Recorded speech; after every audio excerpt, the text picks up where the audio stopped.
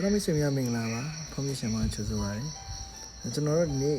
28ပေခွေနေရပါတော့ကိုခိုးပုံးရောက်နေတာခိုးပုံးရောက်နေတာ28ပေခွေနေနေကျွန်တော်ကဒီညဘက်ကို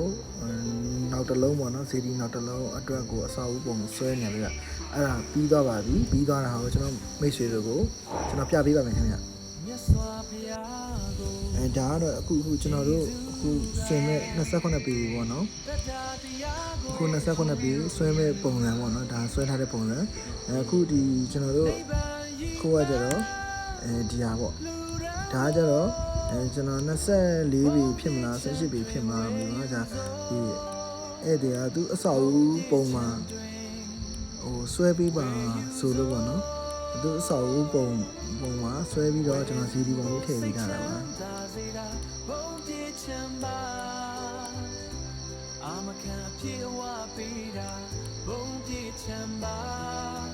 ကြီးညိုဖွယ်ရလေးရမုံရလေးတရားပွားရဘုံပြေတဲ့တရားပွားရဘုံပြေချမ်းလေးပါနော်အဓိကတော့ဇီရီကနေရာရှိတယ်ညံတော့ဘယ်လောက်တင်ရမှမသိတဲ့အတွက်ပေါ့နော်ဆွဲပြီးထားပါကျွန်တော်24ပေနဲ့တစ်ခု28ပေနဲ့တစ်ခုဆွဲပြီးတော့ပြပေးထားပါနော်အဆောက်အဦကတော့ဒီလိုပုံစံလေးပါလေကျွန်တော်သူ့အဲ့ဒီအဆောက်အဦပုံခံပြ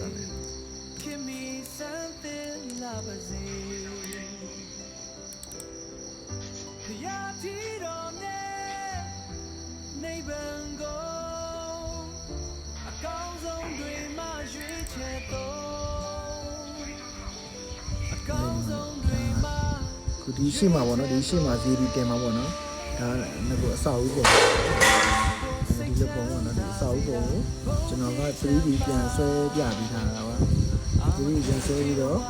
ကျွန်တော်တို့ဒီပုံမှာ CD လေးပေါက်ပေးထားပါနော်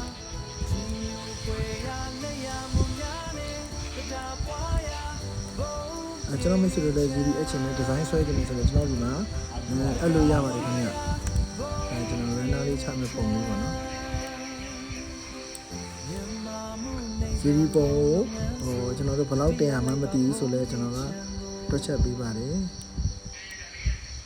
CD ပုံကတော့